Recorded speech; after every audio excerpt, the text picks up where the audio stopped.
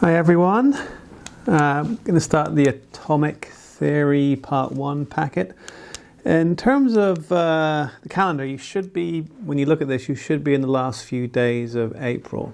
Okay, so that's hopefully going to catch us up with the schedule just in time to finish the syllabus before the end of the semester. Okay, so if you look on the canvas, there is assignment 2 out there, which asks you to kind of, catch up to this point and then post a couple of things at the discussion area. So hopefully you're there. But it should be, the waning days of April when you do this. All right, so kind of change of pace a little bit. Okay, we're going to start looking at essentially maps of where atoms are in molecules. Okay, we've seen formulas with symbols. But more importantly, probably, what's more important than what we call a chemical formula is a structural formula, which is kind of like a more of a map of where they are. Okay, so we're going to start to look at that as we go through. All right, but before we do, a few basic things out of the way which will allow us to make these maps. All right, now this is my favorite periodic table in many ways, because not only does it list the elements in their traditional order of increasing weight or increasing atomic number, which is the same sequence, right? Left to right, like reading a book. It also puts them in columns. Okay, now remember, the first person to do this was Dmitri Mendeleev back in the late 1800s, okay, in St. Petersburg, Russia. You can actually go to his old college and take a look at his original kind of desk where he did this, which is kind of a fun thing to do for a chemist. All right, so this table is cool because it's color-coded. So the alkali metals are all colored purple, okay? The alkali earths kind of this kind of light orange color. There's our noble gases, our halogens. These are actually called the chalcogens. So things in the same column are given the same color, okay? Now that's the side effect of what Mendeleev did, because remember, he did two things. Left to right was in order of mass, all right? And up and down was in terms of similar chemistry. We now know that everything in group 1 makes a +1 ion, okay? Mendeleev didn't know that at the time because the electron hadn't been discovered yet, right? So they didn't know about ions yet. But hey, he just knew everything in group 1 reacted the same. Pop the hood, it's because they all make +1 ions. Hey, group 2 makes a +2. They all act the same. These guys don't make any ions, right? So that's their similarity. These make a -1, these make a -2. Okay, so that's where we get this kind of classic left to right and up and down kind of underlying properties in the periodic table, and that's what gives the periodic table this unique shape. Why does the periodic table have this unique shape? Because you apply left to right and similar left to right mass, up and down similar chemistry, this shape just pops out of it. You may remember that from before. So what caused Mendeleev to put elements in certain family groups? Everything in column 1 makes a +1, for example. Answer is similar, if you like, test tube chemistry, right? This is very simple stuff, yeah? Stuff he did back in the day with some very basic apparatus. So just a test tube, a stir bar, and off he went, right? So he was able to make the periodic table from that. And for his trouble, Mendeleevium element number 101. That's what happens when you get a world-changing discoveries. You get an element named after you. Okay, all right. So, bottom line is, back in the day, macroscopic, big scale, right? So back in the day, Mendeleev figured out on a macroscopic scale, just the scale of test tubes and experiments with your hands, elements in the same column or group in the periodic table have similar chemical and physical properties. The alkali metals are called the alkali metals because they're alkaline or basic when you dissolve them in water. So he did a very simple test, dissolve these things in water. Hey, they're all kind of a high pH. They're all kind of basic. All right, so group 2, alkali earths, for example, all metallic. They form alkali solutions and make +2 ions. That came later, but it's kind of it fits in there. All right, so when we pop the hood though, remember chemistry is all about the relationship between macroscopic and microscopic. What is it about the atoms themselves which explain this? Okay, what is it about an individual atom that explains why it makes a +2? Well, you kind of already know this, right? It's all about electrons. So I make a +2 ion when I lose 2 electrons. I make a -1 when I gain electrons. So chemistry, if I'm going to summarize chemistry in one sentence, it's all about what these outer electrons on atoms are doing. Okay, are they jumping across to a new atom to make ions, or are they sharing, which we'll talk more about in this packet, to make covalent or molecular kind of things.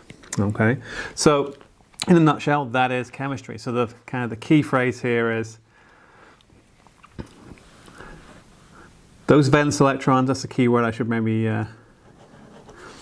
Valence just means outside electrons. When atoms bump into each other, it's those outside electrons that actually communicate, if you think about it. And we call those a special word, valence. So valence means outside electrons. The ones that do the work, right? Okay, the kind of the skin of the orange, if you like. Okay, that's a good analogy. All right, so the loss and gain of these valence electrons, if I lose or if I gain, I become an ion. That's the foundation for ionic bonding. Or the sharing, which we've looked at a little bit, the sharing of electrons is covalent, okay? This really is chemistry, all right? And we did that a little bit before. And I can show you the old slide. Actually, I'll show you the old slide later, but if you remember that old one where we had... Actually, let's do it. Okay, if you remember sodium. Sodium was element number... And there it is. This is my favorite periodic table from the web page, miscellaneous information. Element number 11. If you remember this, we did this one in class. I showed you a slide as well. 11 protons, therefore 11 electrons. All atoms are neutral, right? You bump it into chlorine. Element number 17. Okay. 17 protons. Remember, the number of protons defines the element. Okay, 17 electrons. Now, chlorine makes minus. And sodium makes plus because one electron jumps over there, right? So therefore we get still a sodium ion. Why? Because it has 11 protons. Nothing happened to its nucleus, but it got one less electron, right? So it's then a plus one altogether. 11 pluses, 10 minuses, makes it a plus one altogether. We call that a net charge. Chlorine becomes chloride. We're running out of the room a little bit. So it's still a plus 17 nucleus, but now it's gained one electron, right? So that's 18 electrons. So minus one. That's why you say Na plus and Cl minus. Okay, so that's something we did before. That's why I actually do that a little bit earlier in the syllabus. So we have this idea of pluses in the nucleus, electrons on the outside. And it's all about these electrons jumping over for ionic bonds, yeah? Okay. Now, let me indulge myself just a little bit here. As you know, I'm a big fan of the beautiful game which we call football in England, because you kick the ball with your foot. Right? Okay, soccer in America. Okay, now this person here is Paul Gascoigne, right? And he's one of the best British soccer players ever. He was captain of the England team in the 1980s. And you may be saying to yourself, why are you showing me a picture of this? Because Gaza reminds me of bonding, right? Okay, so there he is. There's Paul Gascoigne, and he has the one-word name like Pele or Maradona, or people like that.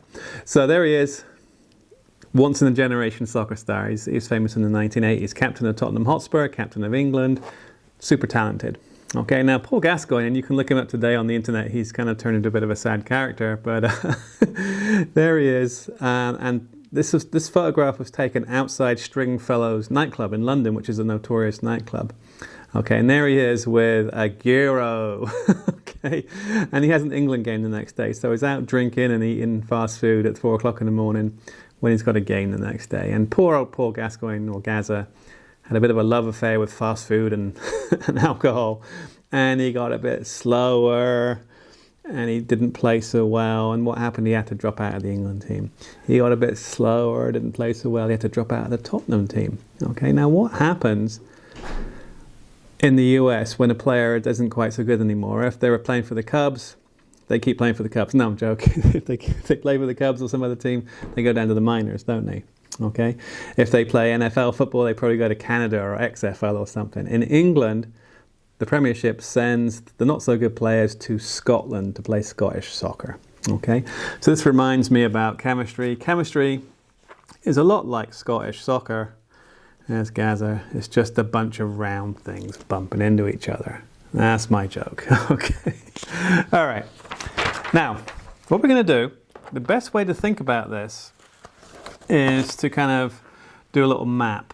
Okay, so I've got this kind of a sideways. I need plenty of room here. So we're going to use the periodic table as a guide. Okay, we're going to make a periodic table But instead of drawing a box, we're just going to draw a little map of where electrons are for each atom. We're only going to do the first 20 or so, so just up to there, okay, up to calcium. All right, so I want you guys to do, okay, make a little grid. So leave plenty of room. Hydrogen, lithium, beryllium. I kind of try and bring it down to show you what I'm doing. I'm kind of just copying the periodic table over a little bit, right?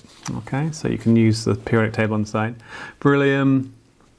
Now, we don't generally talk about the middle of the periodic table until later. Remember we said, hey, that's column 1. It's always a good tip to do this. That's column 2.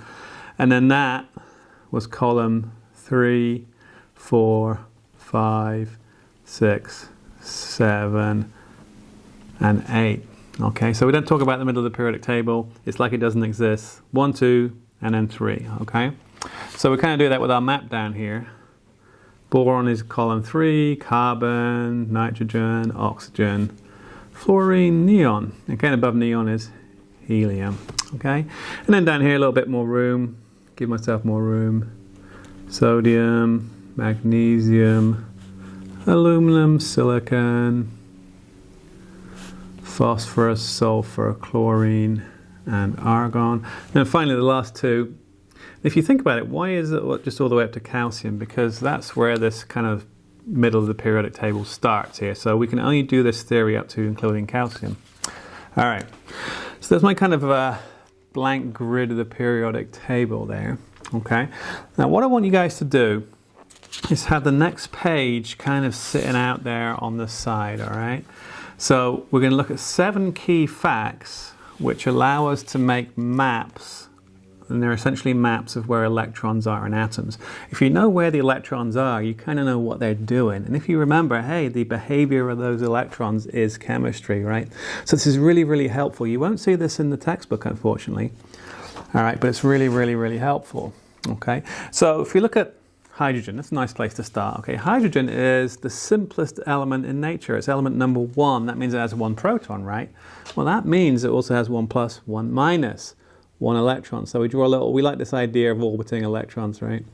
So we just draw, hey, there's my nucleus, which is the symbol, and then this electron just kind of orbiting around there. Okay? Now, if you think about it, hey, how many electrons does hydrogen have? Well, 1, because it's element number 1. How many would helium have? It's element number 2, right? So it has 2 protons, 2 electrons. Now, you may be tempted, and we'll talk about why this is not so later. Pardon me. There's number 1, right? And you may think to yourself, well, I'm going to put the next one over here. It kind of seems like common sense to put it over there, but it's actually up here.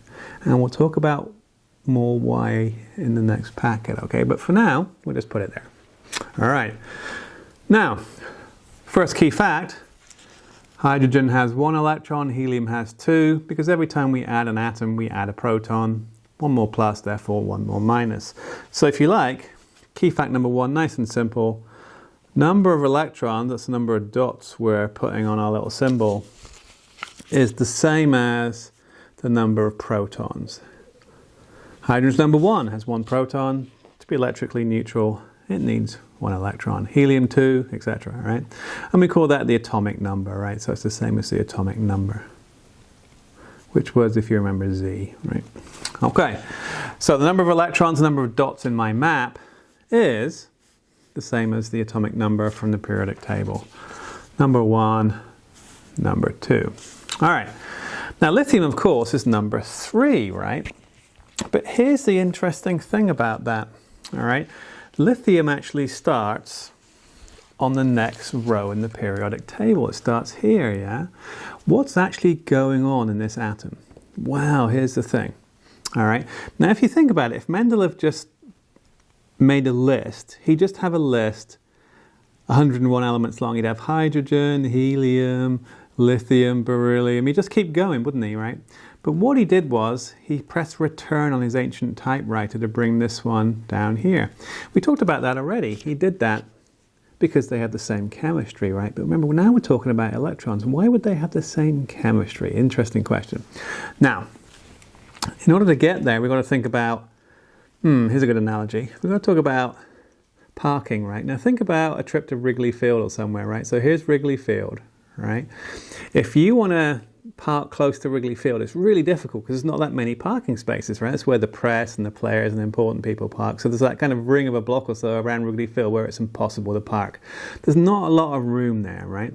Okay, but the further out I go, the more room there is.